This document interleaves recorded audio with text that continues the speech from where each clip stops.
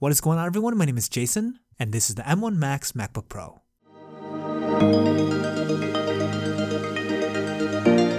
What is going on, everyone? Jason here, and today we're taking a look at what could possibly be the most powerful Mac computer in existence today, the new 16-inch M1 Max MacBook Pro.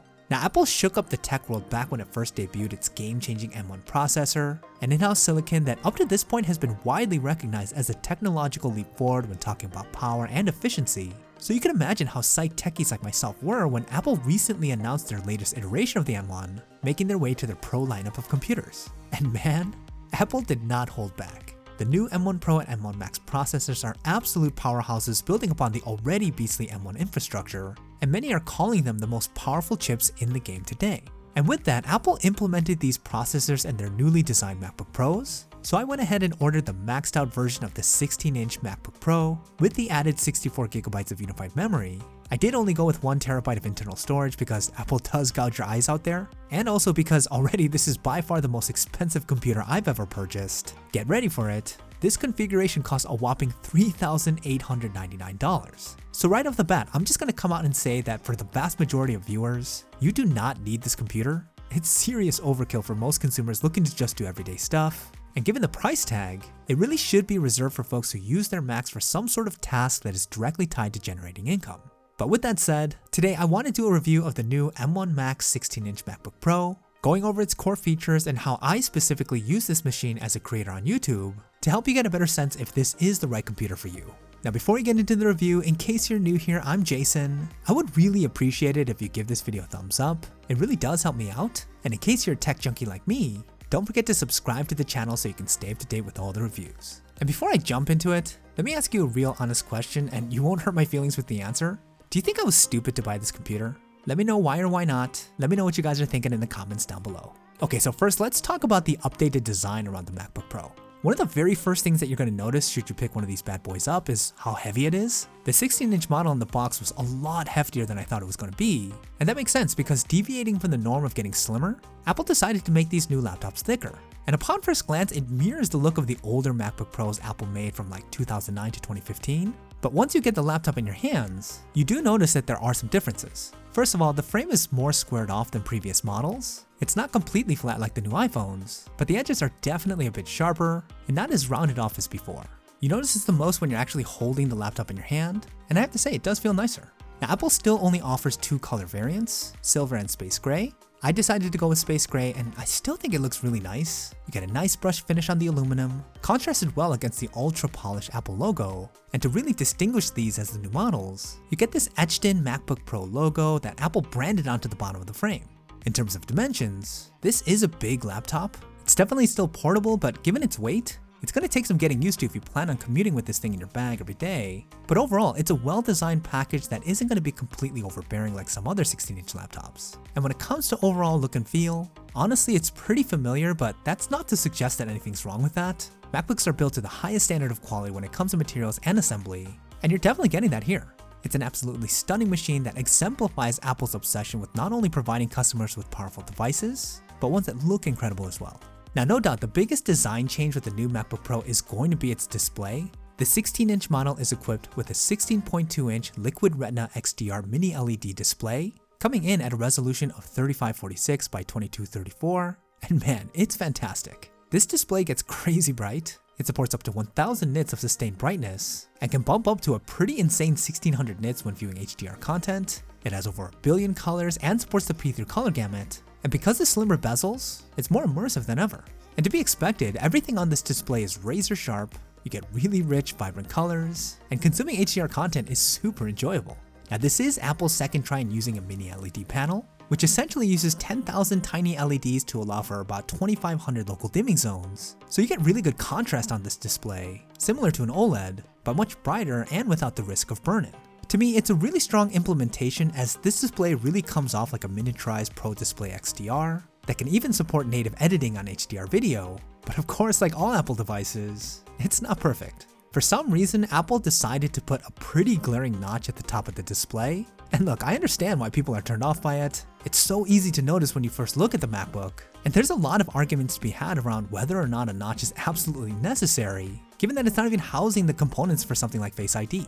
But much like the notch on the iPhone, I could assure you that you essentially forget about its existence once you actually start using the laptop. In fact, it blends in majority of the time. This is a circumstance in which its bark is way bigger than its bite. Now, another reason why this display is so awesome is that it has a 120Hz variable refresh rate, which does provide for a smoother UI navigation experience. Apple's implementation of ProMotion is pretty great, and it really does make things like animations noticeably smoother on this device. Now, another primary area in which Apple made some much needed changes is in its keyboard. First and foremost, they finally ditched the widely panned touch bar and replaced it with actual dedicated full height function keys, much like the MacBooks of old. Frankly, I've never been a fan of the touch bar much like everybody else, so really glad this change occurred. Having dedicated function keys is just so much more convenient. Plus, the keys here use the stable and enjoyable scissor switches, and the keyboard feels and sounds great. It's also well backlit and easy to type on.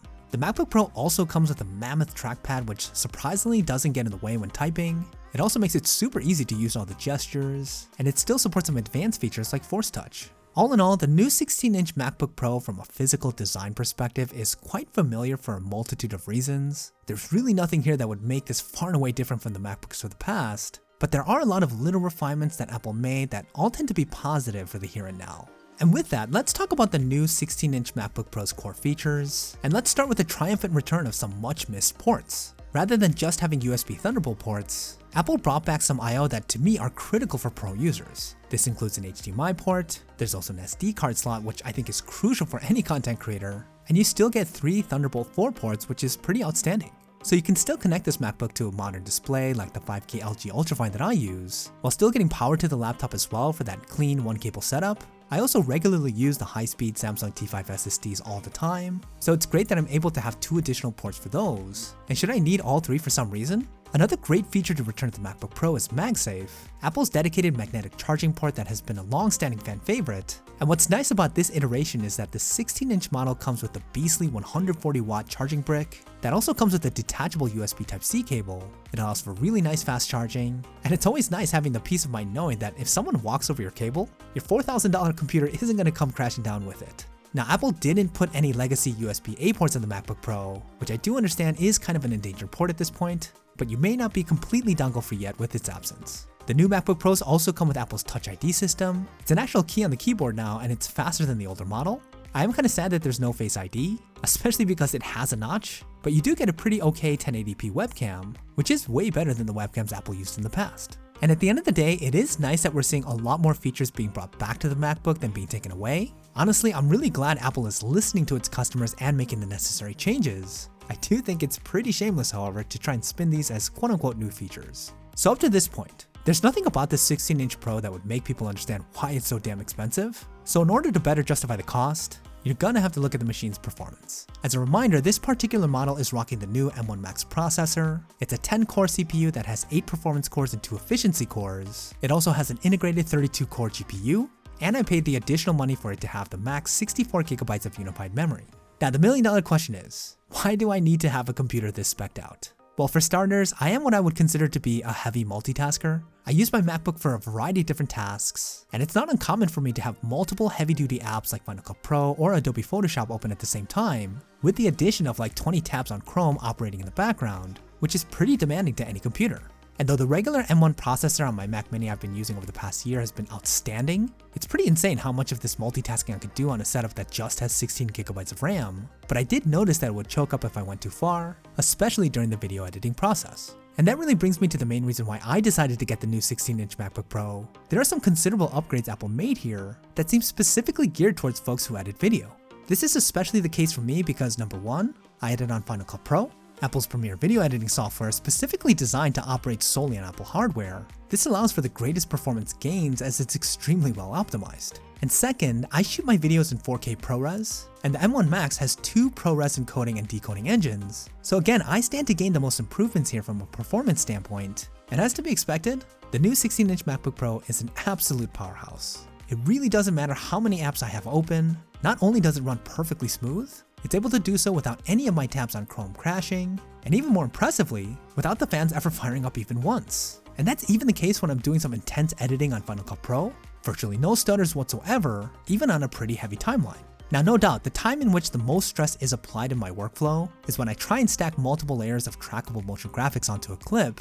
These type of graphics are important to my production as I do tech reviews, but they are really taxing to the GPU, and setting up even one trackable graphic to a short 10-second clip would take long enough to where I would literally zone out on TikTok until it rendered out. And trying to stack multiple layers on the same clip would really choke things up and flare up the fans on full blast. Even the regular M1 struggles there. But on the new 16-inch MacBook Pro, the render time in the motion graphic is so fast. The first time I tried it, I thought I missed something because it was completed so quickly. And even when I stack a few on top of the same clip, it handles it like a walk in the park. I mean, it's pretty incredible. Now that level of performance is impressive enough, but what really makes this computer stand out in relation to that power is how efficient it is with battery. To say that the new 16-inch MacBook Pro has a good battery is a complete understatement, because the battery life on this computer is almost like voodoo magic. I've been getting around 20 hours of video playback, and that time is consistent even when I'm doing some heavy-duty video editing. So the level of efficiency Apple was able to get with this computer is, in my opinion, truly game-changing. And that's why when I combine all these factors, I really see this computer as an investment. It helps me stay future-proof to a certain extent when it comes to content creation, and this setup really gives me the latitude to really explore other areas of professional production that I've always wanted to get into but really couldn't due to the lack of power. Now to reiterate what I said at the very beginning of this video, most of you will not in any way, shape or form need the new 16-inch MacBook Pro. It really should only be purchased by those who use it for some level of professional work that will hopefully lead to recouping the cost. This should not be used as a leisure device to check email or consume social media. You'll be flushing a ton of cash down the toilet if you do so, mainly because the MacBook Pros and even the MacBook Air with the regular M1 chip is still so capable. You could do all that and more at less than half the price. But hey, even myself as a small-time YouTuber, I'll be honest in saying that I could be using this video to justify a pretty insane purchase that isn't exactly necessary. So again, let me know what you guys think. Do you think I was dumb to get this computer? Let me know what you guys are thinking in the comments down below. Okay, that's about it for this review. Don't forget to leave me a thumbs up if you guys found it useful. Again, I'd really appreciate it. Check out these other reviews if you're looking for more, and I'll see you guys in the next one.